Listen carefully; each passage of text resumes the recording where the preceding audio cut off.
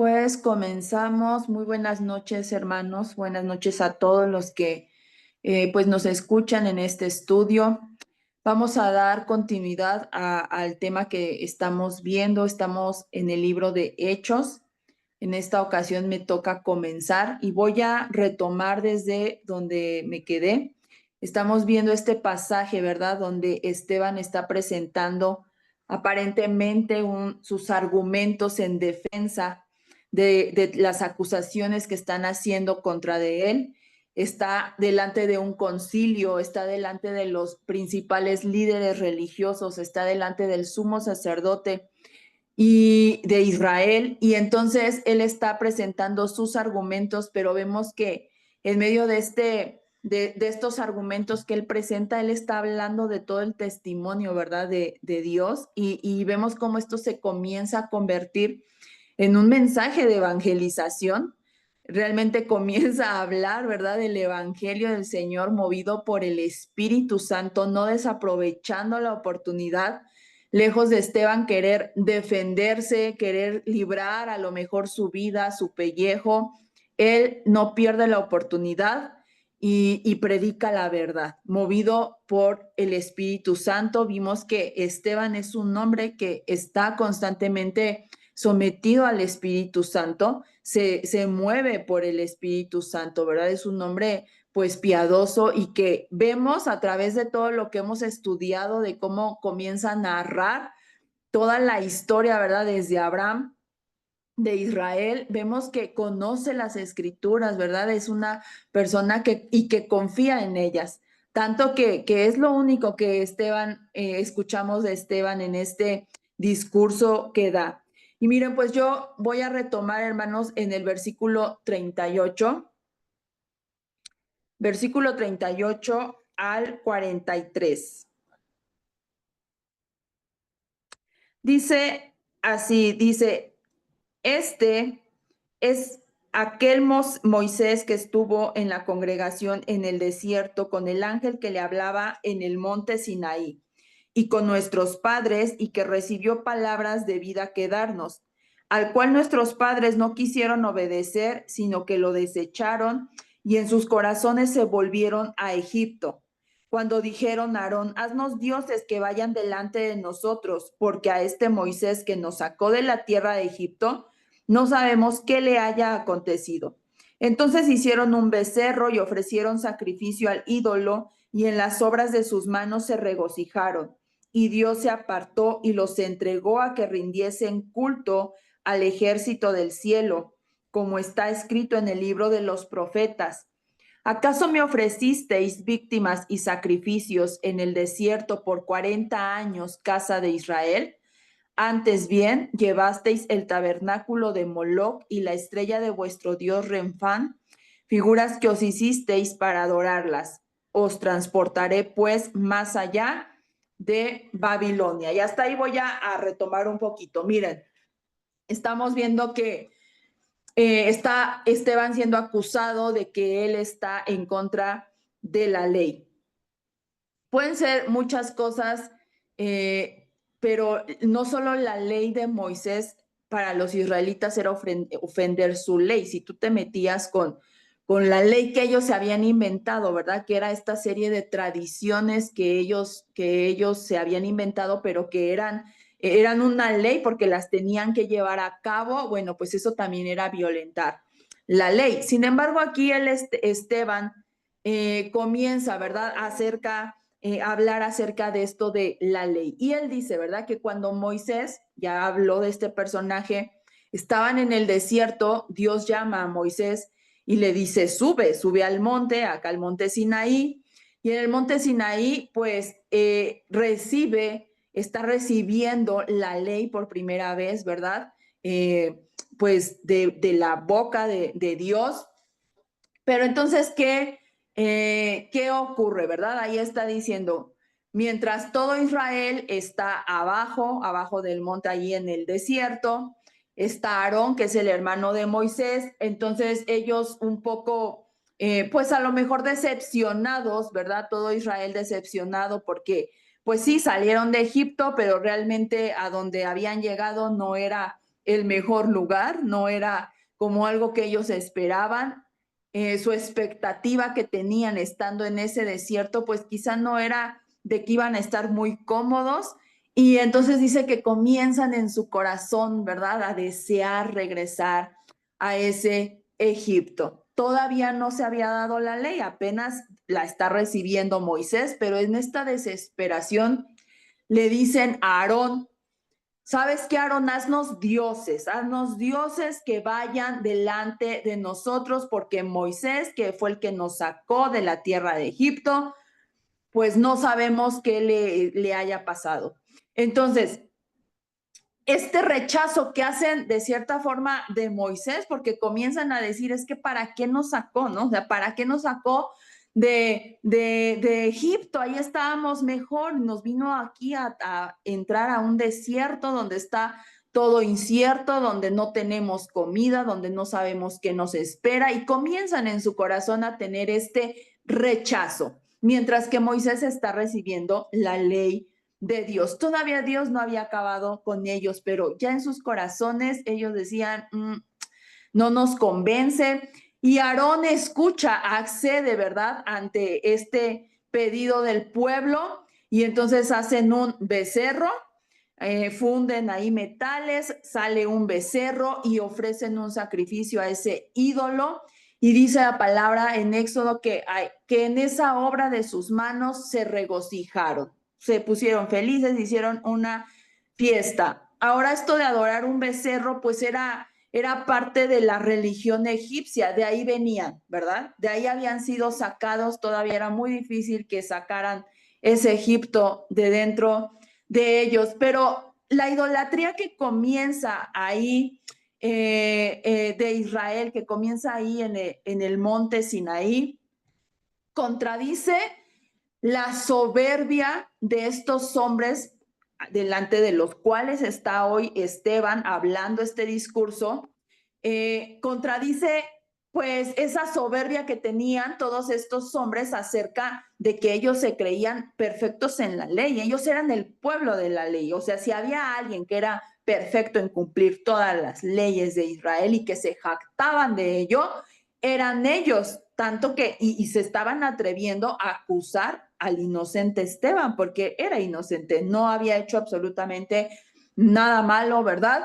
Y entonces, antes de recibir esa ley en el desierto con Moisés, ya la habían rechazado, ¿verdad? Ya la habían rechazado. Entonces, Esteban les está diciendo, o sea, no, yo no desobedecí la ley, yo no estoy en contra de la ley. Nuestros padres, ustedes pueblo, ustedes líderes religiosos, porque está delante de los principales líderes religiosos, ustedes son los que han desobedecido esa ley. No es una acusación totalmente directa, ¿verdad? Es como muy, este Esteban, ¿verdad? Tiene este mover del Espíritu Santo que le permite llegar al final de su discurso, que de cierta forma comienza a incomodar a estas personas. Ahorita lo vamos a ver.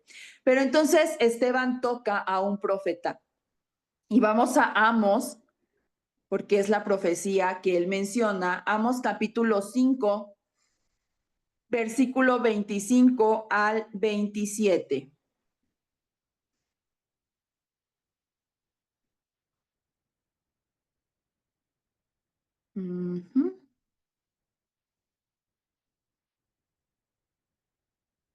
Y dice,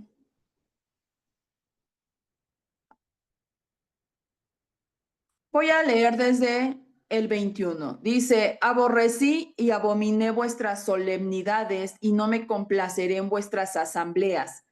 Y si me ofreciereis vuestros holocaustos y vuestras ofrendas, no los recibiré, ni miraré a las ofrendas de paz de vuestros animales engordados. Quita de mí la multitud de tus cantares, pues no escucharé las salmodias de tus instrumentos. Pero corra el juicio como las aguas y la justicia como impetuoso arroyo. Y entonces hace una pregunta el Señor cuando está dando esta profecía. Me ofrecisteis sacrificios y ofrendas en el desierto en 40 años, oh casa de Israel. Antes bien, llevabais el tabernáculo de vuestro Moloc y Kiún, ídolos vuestros, la estrella de vuestros dioses que os hicisteis. Os haré pues transportar más allá de Damasco, ha dicho Jehová, cuyo nombre es Dios de los ejércitos. Cuando entonces el Señor da esta profecía, aquí Él está anunciando que a raíz de qué comportamiento de Israel, pues específicamente la idolatría. Eso es lo que el Señor está juzgando aquí en Amós y está haciendo un llamado al arrepentimiento, pero Él está profetizando desde aquí que va a haber van a ser llevados en cautiverio, ¿verdad? Y dice, los haré pues transportar más allá de Damasco, ha dicho Jehová, cuyo nombre es Dios de los ejércitos. Sin embargo, cuando Esteban toca esta profecía, él no dice Damasco, como dice originalmente Amos, ¿no? Dice, os transportaré pues más allá de Babilonia. Es decir, que Esteban todavía extiende como que el juicio a toda la nación y dice, ¿no? O sea, no se quedó solo en Damasco, como decíamos, sino que lo hace extensivo a toda la nación. Entonces, aunque Dios tenía todo el poder, todo el derecho de destruir a la nación por todo el mal que constantemente pues hacían, ¿verdad? Delante del Señor, Dios permanece fiel a su pacto. Recordemos que comenzó con un pacto, ¿verdad? El pacto que le hace a Abraham. Entonces, Él permanece fiel a su pacto. Los abandonó a esa idolatría, a ese camino, ¿verdad? Y siempre fue un problema incesante dentro de Israel. Israel siempre batalló con esta parte de la idolatría. Y entonces vemos que de esta forma en cómo toca Amos, ¿verdad? Esteban, la profecía de Amos, pues resume esta triste, pues historia de Israel, ¿no? De que siempre fue pues batallaron con esa parte de la idolatría y culminó en un cautiverio, ¿verdad? Fueron el cautiverio babilónico. Y voy a continuar con el versículo 44 al 53. Dice, tuvieron nuestros padres el tabernáculo del testimonio en el desierto, como había ordenado Dios cuando dijo a Moisés que lo hiciese conforme al modelo que había visto, el cual, recibido a su vez por nuestros padres, lo introdujeron con Josué al tomar posesión de la tierra de los gentiles, a los cuales Dios arrojó de la presencia de nuestros padres hasta los días de David. Halló gracia delante de Dios y pidió proveer el tabernáculo para el Dios de Jacob, mas Salomón le edificó casa. Si bien el Altísimo no habita en templos hechos de mano, como dice el profeta, el cielo es mi trono y la tierra es estrado de mis pies. ¿Qué casa me edificaréis, dice el Señor? ¿O cuál es el lugar de mi reposo? ¿No hizo mi mano todas estas cosas? Duros de cerviz e incircuncisos de corazón y de oídos, vosotros resistís siempre al Espíritu Santo, como vuestros padres, así también vosotros. ¿A cuál de los profetas no persiguieron vuestros padres y mataron a los que anunciaron de antemano la venida del justo, de quien vosotros ahora habéis sido entregadores y matadores? Ustedes que recibisteis la ley por disposición de ángeles y no la guardasteis. Hasta ahí me voy a quedar, ¿verdad? Por favor, silencien, hermanos, sus micrófonos porque hace como eco, no sé, un sonido raro. Entonces, en respuesta a la acusación que le hacen a Esteban, que hablaba en contra de la casa de adoración, contra la casa de Dios, el templo, Esteban escudriña, ¿verdad? Esta historia del templo. Y entonces habla, ¿verdad? Que desde el tiempo de la conquista de la tierra prometida, donde habla de Josué, que introdujo a esta nueva generación, ¿verdad? Hasta David, los israelitas tuvieron el tabernáculo, que este tabernáculo era como un símbolo de la presencia de Dios. Solo era un símbolo, era un modelo, porque recordemos que la palabra, el Señor siempre como que nos estaba anunciando y nos estaba hablando de cierta forma de algo mucho mejor, ¿verdad? Que era la venida de nuestro Señor Jesucristo. Entonces, este tabernáculo que Dios mandaba, ¿verdad? Que indicaba que la presencia de Dios estaba ahí, pues era solo un símbolo, era de la presencia de Dios. David le pide a Dios poder construir una casa para él, pero Dios le niega eso, le dice, no, no vas a ser tú, pero va a ser uno de tu casa. Y entonces esa encomienda le es dada a Salomón, esta tarea de edificar una casa para Dios. Esteban no se mete a profundidad, ¿verdad? Porque ellos conocen la historia, ellos conocen esta parte. No le está hablando a personas incrédulas, son personas que conocen perfectamente esta historia, o sea, la historia de ellos mismos, de su nación. Entonces, ese primer templo fue destruido. Después fue construido otro templo por Zorobabel y ese templo también fue destruido. Y el actual templo que existía en ese momento en el que Esteban está dando este discurso, había sido construido por un Herodes, uno de la monarquía de Herodes. Tiempo después, también iba a ser destruido más adelante en el año 70, pero ese templo también iba a ser destruido. Lo que lleva a Esteban a la siguiente conclusión: al Altísimo, ¿verdad? El Altísimo no habita en templos hechos por mano humana. Esteban no era culpable de blasfemar del templo.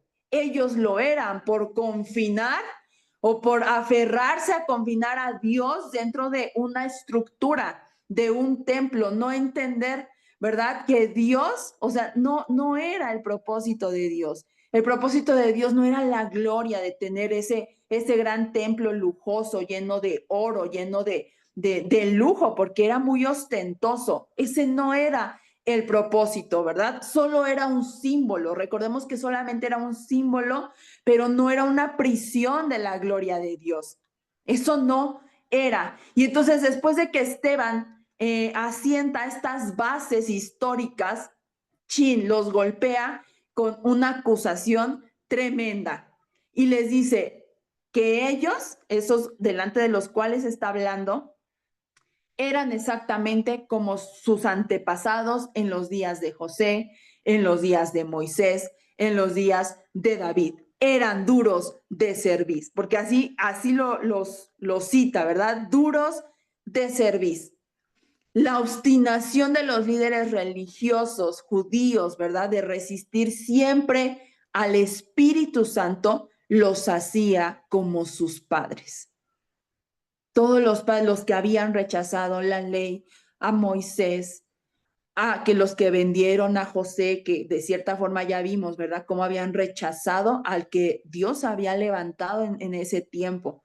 Entonces agrega una conclusión, así como los padres mataron a los que anunciaron de antemano la venida del justo, y está hablando del Mesías, de Jesucristo, que ya murió porque ya lo mataron.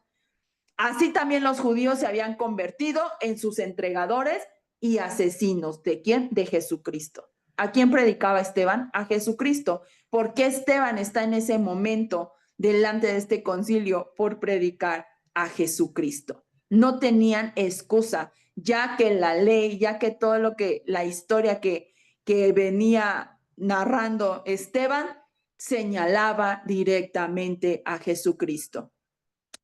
Vemos en Mateo 23, 13, 30, quiero ir rápidamente a esa cita. Mateo 23.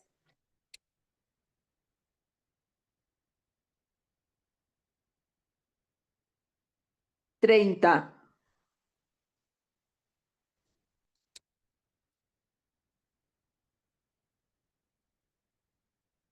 Desde el 29 dice: Ay de vosotros, escribas y fariseos hipócritas, porque edificáis los sepulcros de los profetas y adornáis los monumentos de los justos, y decís: si hubiésemos vivido en los días de nuestros padres, no hubiéramos sido sus cómplices con la sangre de los profetas. Vean cómo cuando Jesús está vivo, esta palabra la dice Jesús, y cuando está acusando a los fariseos, ¿verdad? Ellos se jactaban, se atrevían a jactarse diciendo que si ellos hubieran vivido en el tiempo de sus padres, de sus antepasados, los que salieron recién de Egipto, dice, nosotros no hubiéramos hecho lo mismo, nosotros no hubiéramos adorado a un becerro, nosotros no hubiéramos asesinado a los profetas de Dios. Y Jesús les dice, son unos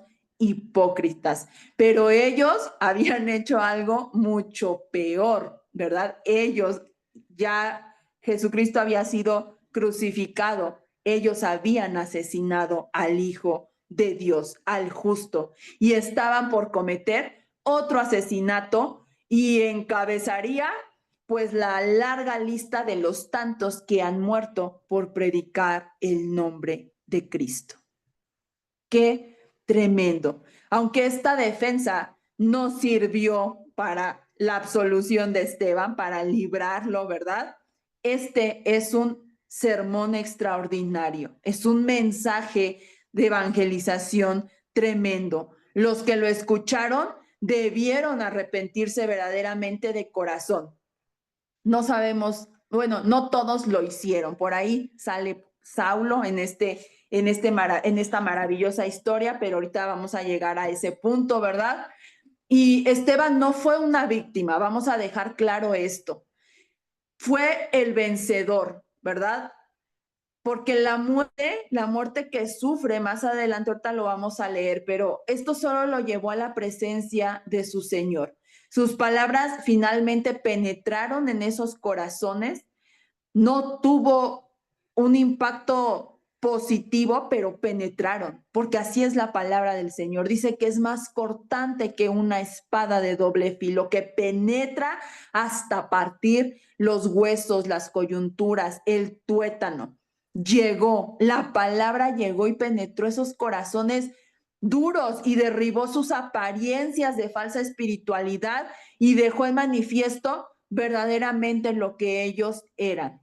Y en lugar de quebrantarse, de proceder al arrepentimiento, la palabra del Señor dice que se enojaron. Miren, vamos a continuar. En el versículo 54 dice, oyendo estas cosas, se enfurecían en sus corazones y crujían los dientes contra él. Pero Esteban, lleno del Espíritu Santo, puestos los ojos en el cielo, vio la gloria de Dios y a Jesús que estaba a la diestra de Dios y dijo Esteban, he aquí veo los cielos abiertos y al Hijo del Hombre que está a la diestra de Dios. Entonces ellos, dando grandes voces, se taparon los oídos y arremetieron a una contra él y echándole fuera de la ciudad le apedrearon y los testigos pusieron sus ropas a los pies de un joven llamado Saulo y apedreaban a Esteban mientras él invocaba y decía, Señor Jesús, recibe mi espíritu. Y puesto de rodillas, clamó a gran voz, Señor, no les tomes en cuenta este pecado. Y habiendo dicho esto, durmió. Miren, vamos a ver aquí grandes contrastes, hermanos, en esto. Vemos cómo el mensaje que predica Esteban tuvo dos reacciones entre el público. Algunos se llenaron de ira, ¿verdad? Pero Esteban estaba lleno del Espíritu Santo. Vemos esta diferencia entre estar ciego espiritualmente, aunque Esteban lo que les había dicho era una verdad sustentada con la propia historia de la palabra de Dios. Ellos se enojaron, ellos decían, no queremos oír, dice que se tapaban los oídos, ¿verdad? Pero vemos esa diferencia entre esa ceguera espiritual y tener visión espiritual. Esteban dice que miró al cielo y entonces él puso los ojos en el cielo. ¿Y a quién vio en el cielo? Él ve a Jesús. Él ve a Jesús. Ahí vemos que Esteban estaba completamente en el espíritu. Vemos la diferencia entre la muerte y la vida. Aunque aparentemente en esta historia el que murió fue Esteban, realmente él no murió. Él sigue vivo. Él sigue vivo con el Señor, él goza en la presencia de su Señor, ¿verdad? La promesa de la vida eterna. y los que verdaderamente estaban muertos espiritualmente, pues eran estas personas ante quienes Esteban estaba hablando, que este mensaje de la palabra, este mensaje de evangelización, pues claro que la palabra da vida, pero dice que ellos tenían un corazón duro. Estas personas, por eso Esteban le dice duros de cerviz, y verdaderamente sí, tenían un corazón duro, no dejaban penetrar el mensaje del evangelio en su corazón. Y vemos también esta diferencia, hermanos, entre el odio y el amor. Finalmente, lo que llevó a estos hombres, ¿verdad?, a asesinar a Esteban, lejos de la legalidad, porque ni siquiera lo hicieron como la ley mandaba, así como a Cristo no lo asesinaron legalmente, tampoco a Esteban. Y entonces, estos hombres movidos por el odio, dice que arremetieron, o sea, arremeter habla de violencia. O sea, realmente estaban muy enfurecidos.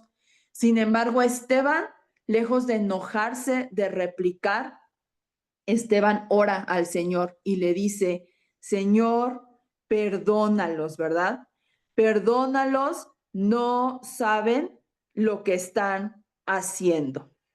Y vemos, ¿verdad?, que cuando están apedreando a Esteban, mientras él invocaba y decía, Señor, Jesús recibe mi espíritu, porque muchos comparan a Esteban con Jesús. Sí, fue claramente el gran ejemplo, o sea, él siguió el ejemplo de Jesús literal, pero cuando Jesús clamaba esa parte, ¿verdad? Él encomendaba al Padre su espíritu. Esteban encomienda ahora su espíritu a Jesús. Jesús es nuestro intercesor. Él es nuestro intermediario. Y entonces Esteban encomienda su espíritu a Jesús y puesto de rodillas, clamó, Señor, no les tomes en cuenta este pecado. Y habiendo dicho esto, se durmió. Qué tremendo, hermanos. Estas palabras de Esteban finalmente destrozaban esta capa, esta muralla, esta no sé cómo llamarlo, de falsa espiritualidad, ¿verdad?, que había delante de estas personas, el concilio, que eran los líderes religiosos, ¿verdad?, de en ese momento. Y pues dejó al descubierto la hipocresía de su vida y de su falsa devoción.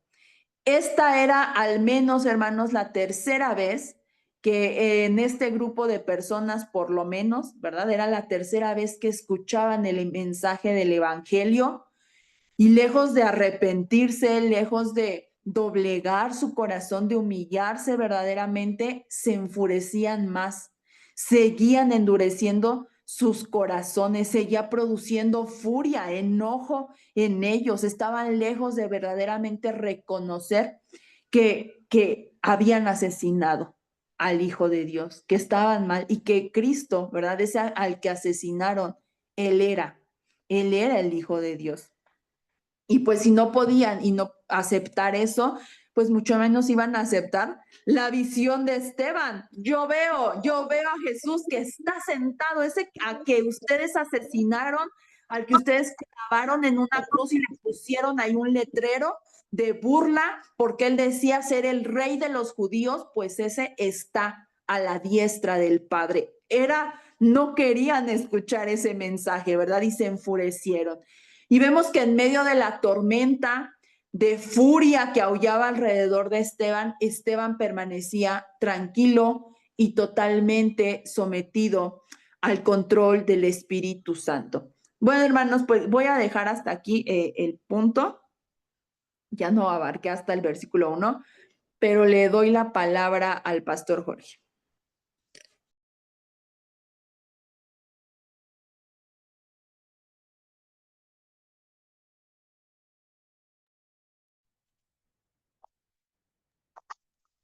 Paz y está. Gracias, Yazaret. Tomo la palabra. Espero que la transmisión no se interrumpa. Estamos confiando en el Señor sobre esto. Yo tomo continúo con el estudio.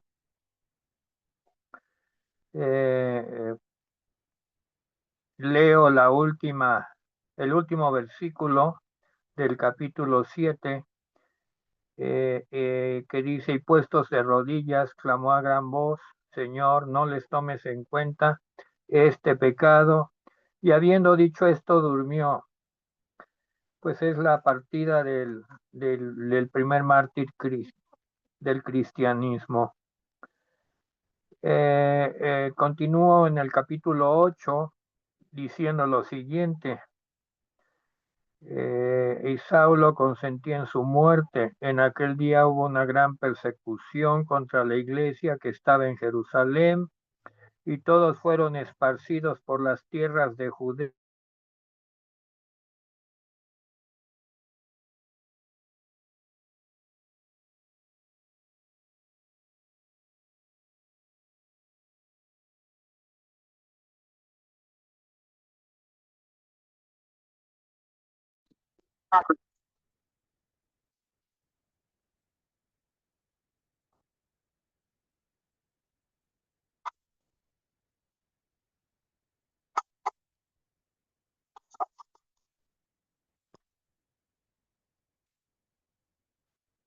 Ya estoy de nuevo conectado. El ambiente era de persecución, lo dice el versículo 1 del capítulo 8, y esto es importante. La persecución en grande, o sea, ya extensiva, se desató. Dice que en Jerusalén, en la iglesia que estaba en Jerusalén, lo cual provocó que todos fueran esparcidos por las tierras de Judea y de Samaria, salvo los apóstoles. Este es un punto muy importante. Los apóstoles quedaron en Jerusalén, pero esa iglesia que vimos formarse en los capítulos que llevamos, pues eh, terminó su tiempo de tranquilidad y empezó un tiempo de persecución. Pues no solo eran unos cuantos, eran miles.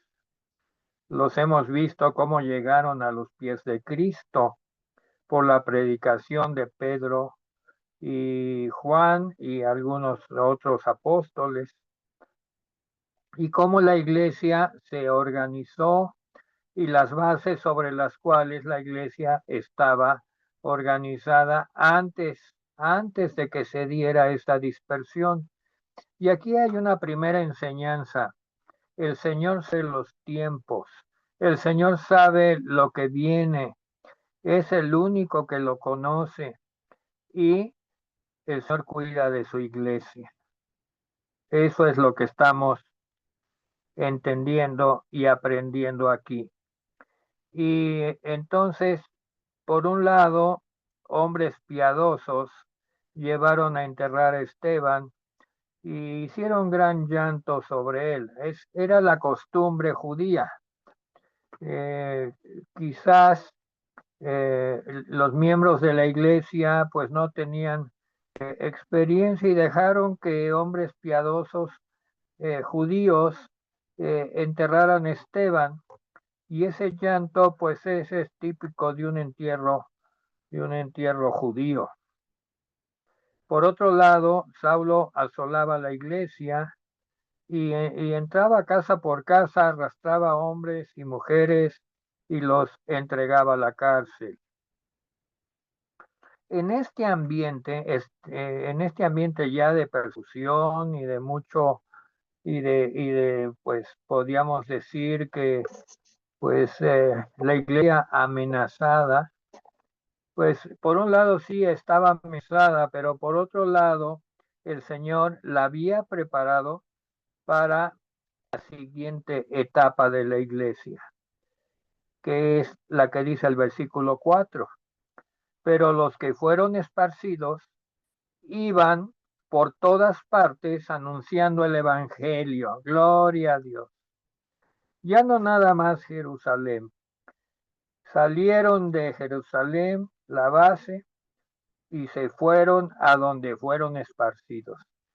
Vean que las persecuciones de la iglesia, y esta es una de las primeras, Lo único que produce cuando está programado y planeado por Dios es llevar el evangelio a más lugares.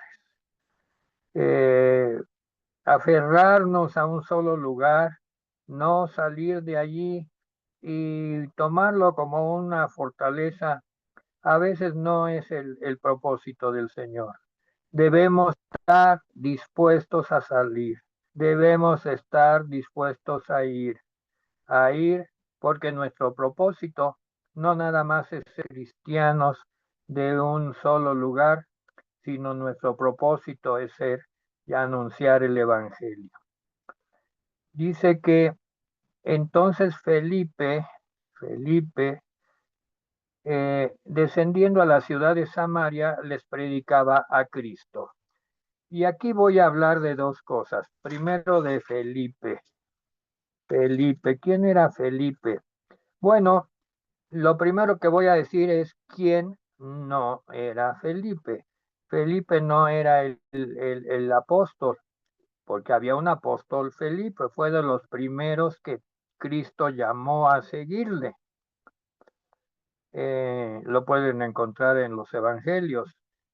Cristo, viendo a Felipe, le dijo, sígueme. Y Felipe se integró dentro del grupo de los apóstoles.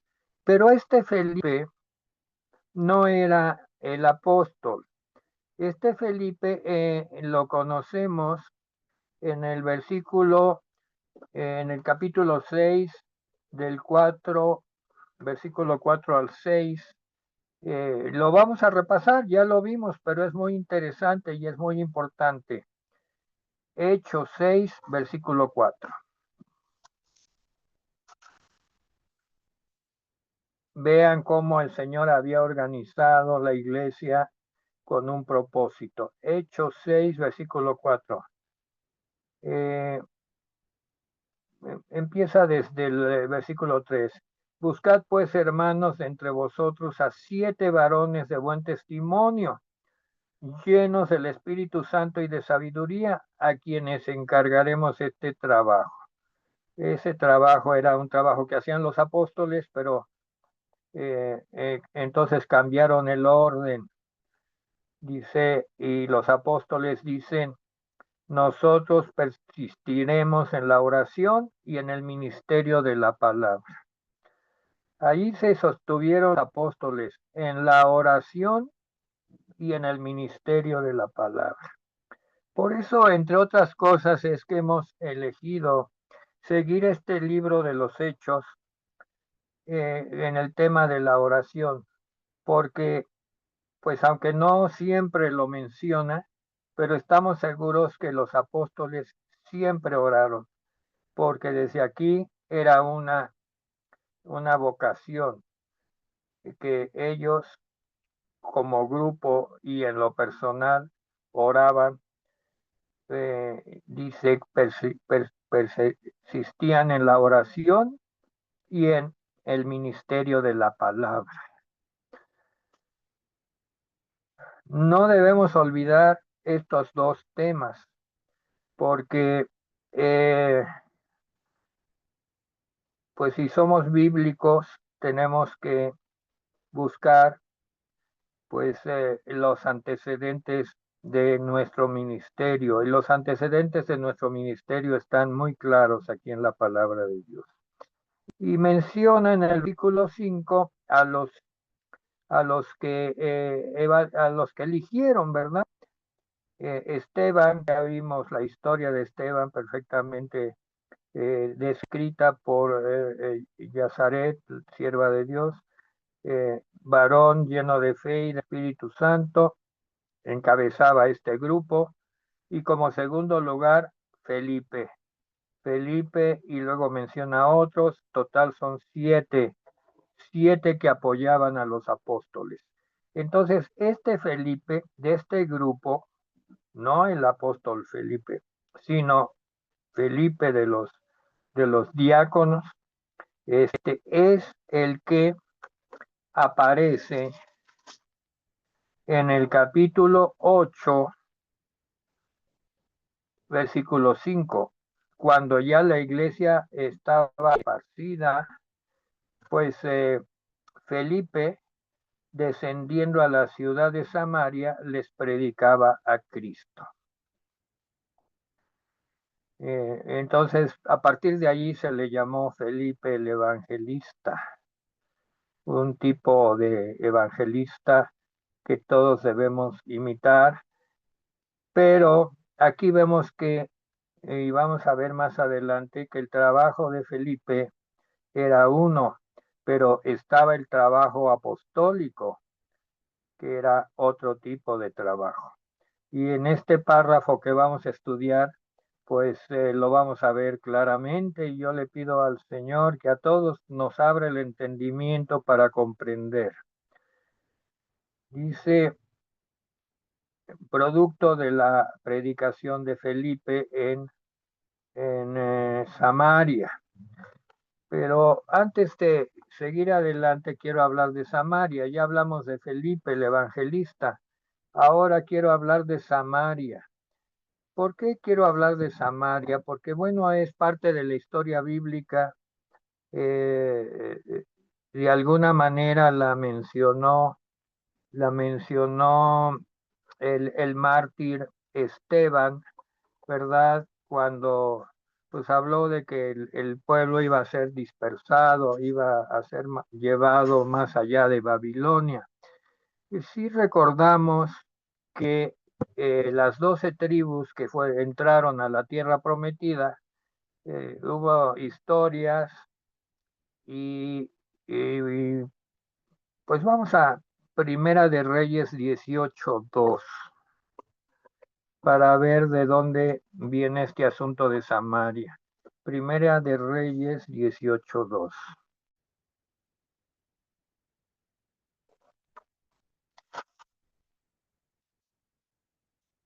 Dice, fue pues Elías a mostrarse a Acab, y el hambre era grave en Samaria. Y alguna vez, en algún momento, hemos narrado esta historia de Elías profeta y Acab, el rey de Israel. Israel y Judá se habían separado. Israel llevaba 10 tribus bajo su dominio y Judá llevaba 2, Judea, a Judá y a Benjamín. Y todas las demás tribus pues estaban englobadas en el pueblo que se llamaba Israel. Esto había sucedido después de que el rey Salomón murió. Hubo una escisión, una división de tribus, y unos se fueron por un lado con Israel, 10 tribus, con un liderazgo, y otros a 2 tribus, Judá y Benjamín, en Judea, propiamente el reino de Judá. El reino de Israel, las tribus del norte, pues cometieron muchos pecados, verdaderamente se apartaron. Uno de los puntos más notables es cuando empezó a reinar el rey Acab y la reina Jezabel, una princesa extranjera, idólatra y cruel, decidida a eliminar a todos los profetas de Israel y ella imponer la religión que ella tenía. Una historia que pues está aquí narrada para que vayamos entendiendo qué clase de territorio era Samaria. No era cualquier territorio, era un territorio tremendo, un territorio que tenía un antecedente muy fuerte. En el versículo 18:2, ¿verdad? Y fue pues Elías a mostrarse a Acab, y el hambre era grave en Samaria. La historia de Elías y la viuda de Sarepta y todo esto, Dios estaba en tratos para que los tribus del norte pues reflexionaran. Mandó a Elías, y aquí está toda la historia de Elías, Y más adelante lo que sucedió en Segunda de Reyes 17:6. Segunda de Reyes 17:6 dice, en el año 9 de Oseas, el rey de Asiria tomó Samaria y llevó a Israel cautivo a Asiria y lo puso en Jalaj, en Abor, junto al río Gozán y en las ciudades de los medos. Porque los hijos de Israel pecaron contra Jehová su Dios, que los sacó de la tierra de Egipto, de bajo la mano de Faraón, rey de Egipto, y temieron a dioses ajenos. Y anduvieron en estatutos de las naciones que Jehová había lanzado delante de los hijos de Israel, y en los estatutos que hicieron los reyes de Israel. Y los hijos de Israel hicieron secretamente cosas no rectas contra Jehová su Dios, edificándose lugares altos en todas sus ciudades, torres, atalayas hasta las ciudades fortificadas. Y levantaron estatuas e imágenes de acera en todo collado, debajo de todo árbol frondoso. Quemaron incienso en todos los lugares altos, a la manera de las naciones que Jehová había traspuesto delante de ellos, e hicieron cosas muy malas para provocar a ira a Jehová. Y servían a los ídolos, de los cuales Jehová les había dicho, vosotros no habéis de hacer esto.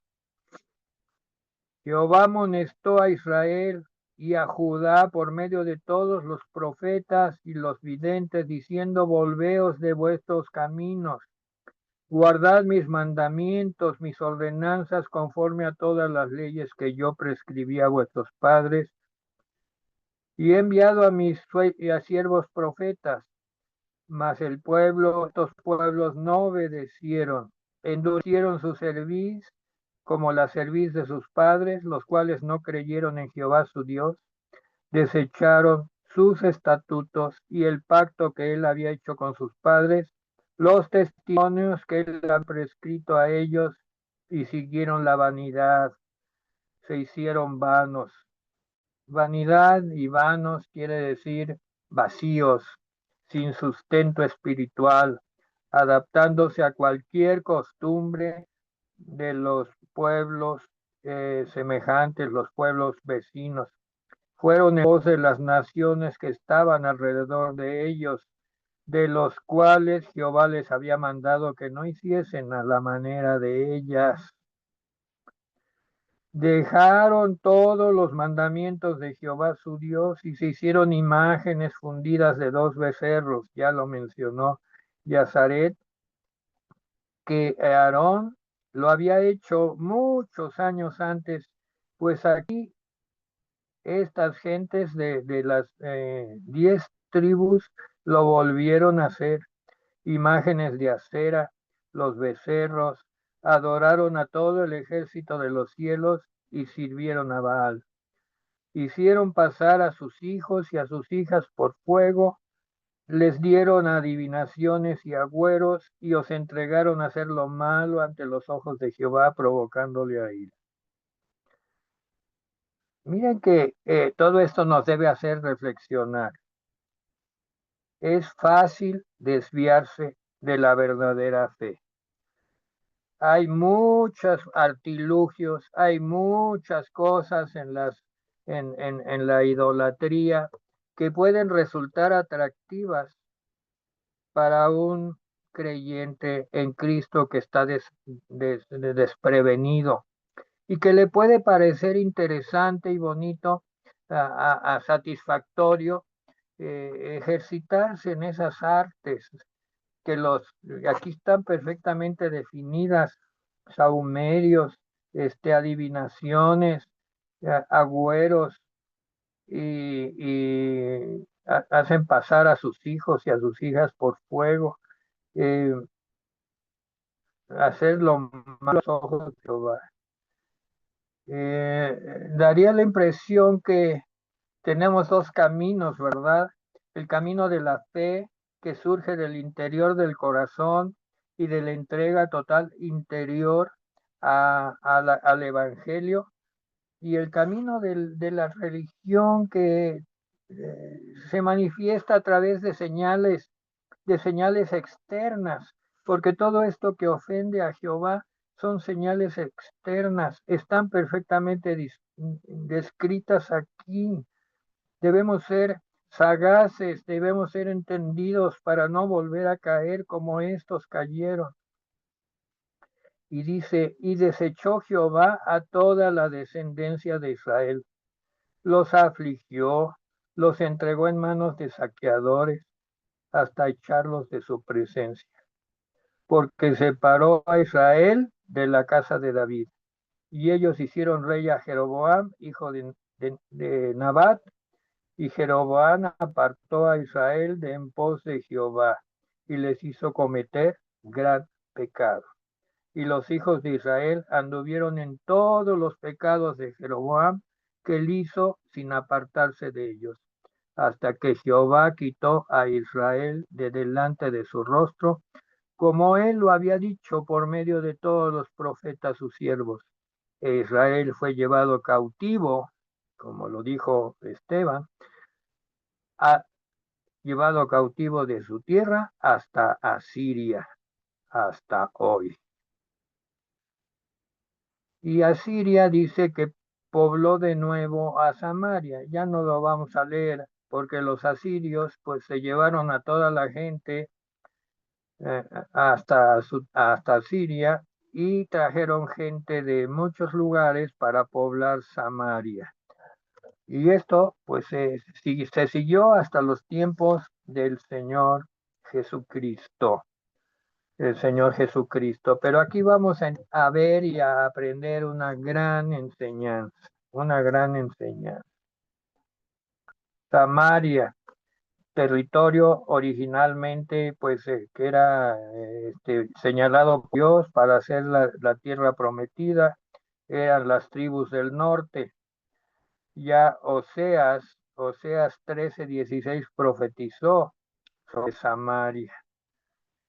Y vemos que cuando Cristo vino, pues Samaria, pues era un lugar totalmente señalado por religiosos de Jerusalén, Judea, y no querían ningún trato con la gente de Samaria, porque pues sabían la historia, aunque ya, según Esteban, los desnudó, ¿verdad? A los religiosos de Judea, de Jerusalén, pues estaban en condiciones similares, ¿verdad? De los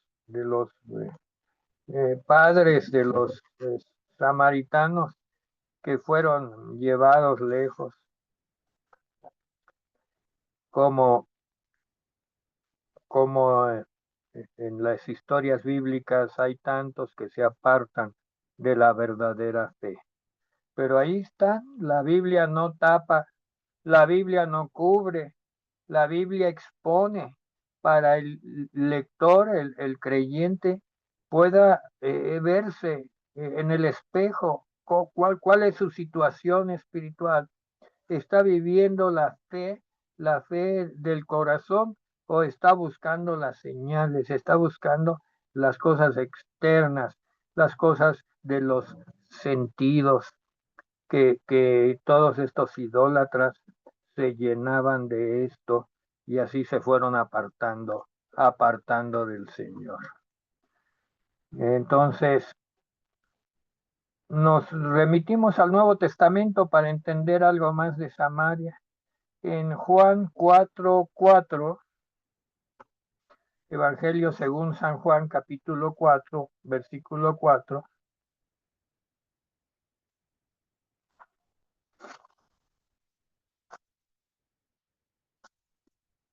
Jesús dice, en versículo 1, cuando pues el Señor entendió que los fariseos habían oído decir, Jesús hace y bautiza más discípulos que Juan, salió de Judea y se fue otra vez a Galilea. Y si ustedes ven en el mapa de su Biblia lo que era Judea,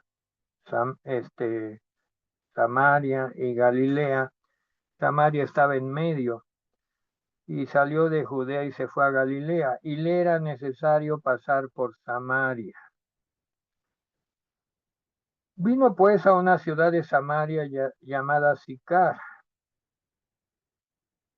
Esta tenía una tradición de que el patriarca Jacob pues había estado allí y le había dado a su hijo José. Y había un pozo, el pozo de Jacob. Jesús, cansado del camino, se sentó así junto al pozo. A la hora sexta, vino una mujer de Samaria a sacar agua. Voy a dar más datos de Samaria para que entendamos un poco quién era la samaritana. Bueno, Samaria, antigua capital de Israel, esas 10 tribus, había sido ya reedificada con el estilo griego. Los templos que había en Samaria estaban dedicados a la diosa Core y al emperador Augusto. Esto fue ya en los tiempos de Jesús. Así estaba Samaria. Era una localidad tipo griego. Y seguramente esta samaritana, pues era de alguna forma adoradora de esta deidad Core, porque pues los templos estaban dedicados a esa diosa y al emperador Augusto, que era un emperador que había reinado pues en el principio de la vida de Jesús. Hay otro pasaje, ¿verdad? Porque el de la mujer samaritana pues ya lo hemos estudiado. Pero hay un pasaje muy curioso, Lucas 9:51, que tiene que ver con Samaria. Lucas 9:51, con Samaria y con Jesús y con los discípulos. Lucas 9:51 dice: cuando se cumplió el tiempo en que él había de ser recibido arriba, o sea, Jesús, afirmó su rostro para ir a Jerusalén. O sea, Jesús eh, eh, sintió del Espíritu Santo que era el tiempo en que él pues fuera a Jerusalén, la última Pascua, y envió mensajeros delante de él, vean, los cuales fueron y entraron en una aldea de los samaritanos para hacerle preparativos.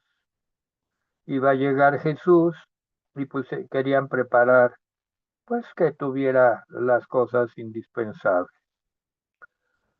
Mas no le recibieron porque su aspecto era como de ir a Jerusalén. Viendo esto, sus discípulos Jacobo y Juan dijeron: Señor, ¿quieres que mandemos que descienda fuego del cielo como hizo Elías y los consuma? Ese era el sentir de los judíos contra los samaritanos.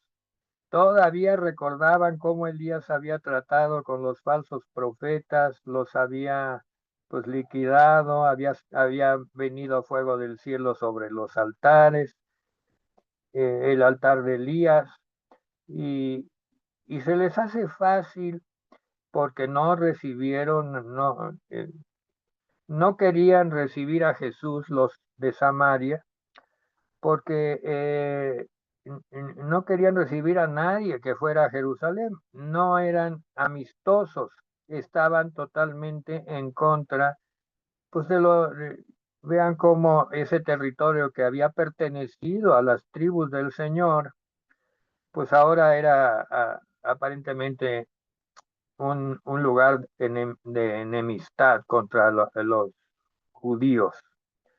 Y sabían que él era un líder judío y dijeron: no lo recibimos, no queremos recibirlo aquí en el pueblo de Samaria.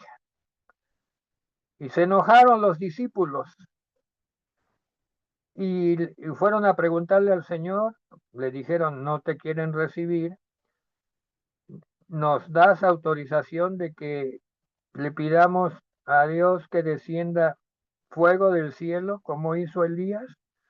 Miren cómo se sentían los discípulos.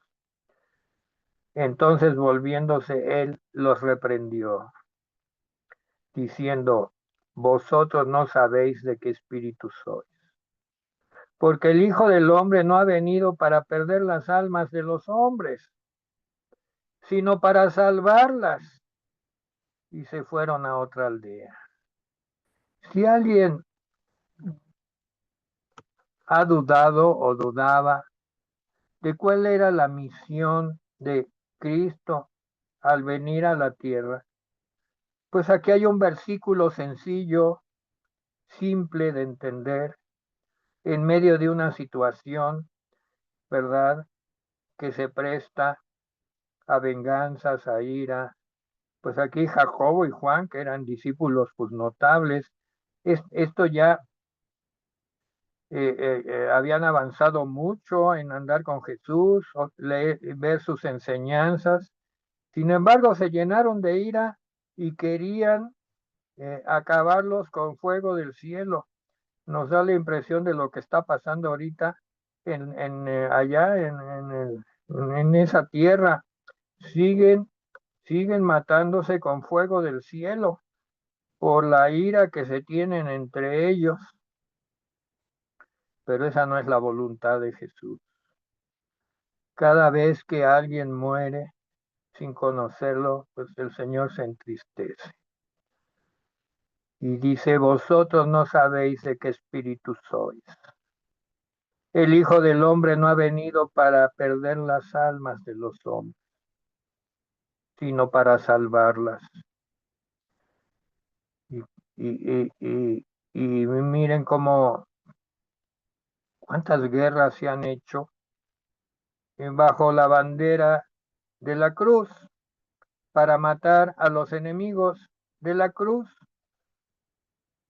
Una teología totalmente erránea, producto de gente que no lee la Biblia, ni la cree, ni la sigue, sino que sigue evangelios extraños. Pues miren, estamos entrando en un terreno muy importante y ya dio la hora de terminar. En el nombre de Jesús damos terminada la reunión. Por favor, vamos a desconectarnos y darle gracias a Dios que hemos recibido este discipulado. Muy buenas noches y los saludamos. Hasta pronto. Gracias, pastor. Gracias, Jazz. Muchísimas gracias. Bendiciones. Bendiciones. Vamos a desconectarnos. Sí.